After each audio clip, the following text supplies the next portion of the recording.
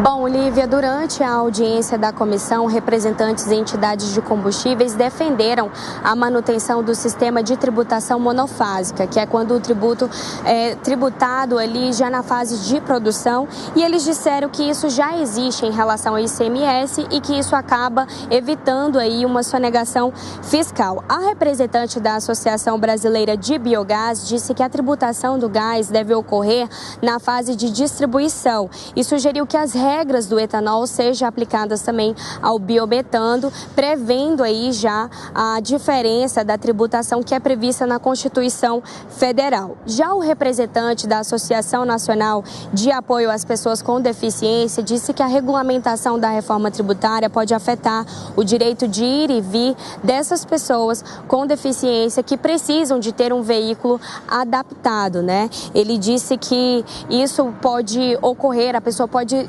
pedir essa isenção e ela de repente não ser aceita. Então ele disse que esses ajustes devem ser feitos visando não só os benefícios ao veículo, mas também a todos os indivíduos. Esses assuntos foram debatidos ontem na comissão, né, que teve uma nova reunião marcada para o dia 1º de outubro e deve discutir aí os assuntos do Simples Nacional e da Zona Franca de Manaus. Lembrando que essas audiências, elas ajudam o grupo de trabalho da regulamentação da reforma tributária, que agora está sob a análise do Senado. Lívia. Obrigada, Aline Beckett. Vamos seguir então em Brasília para ouvir a análise do Zé Maria Trindade. A pauta chegou ao Senado, Zé, lembrando as datas, no dia 7 de agosto, em regime de urgência, ou seja, haveria 45 dias num prazo regimental para que fosse aprovado ou não no Senado Federal. Isso não aconteceu e aí a reforma trancou a pauta.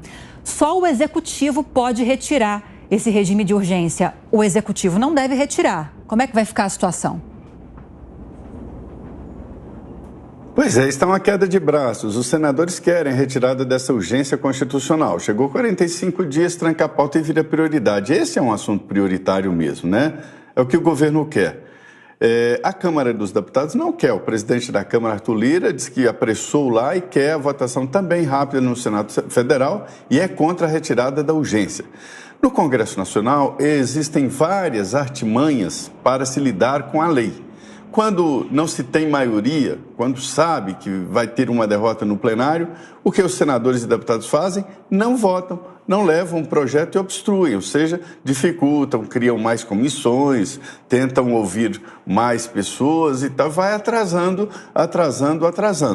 Outra possibilidade é mudar o texto. E aí as mudanças chegam a detalhes, como, por exemplo, tirar vírgulas, artigos, para a lei ficar incompleta e o assunto ir para o judiciário. E no judiciário se faz uma reinterpretação do que foi votado no Congresso Nacional. Só para você ter uma ideia da esperteza dos deputados e senadores. Não é à toa que dizem que o menos esperto no Congresso é o primeiro suplente. Essa regulamentação da reforma tributária, ela foi aprovada na Câmara e depende do Senado, mas há uma possibilidade de mudança forte.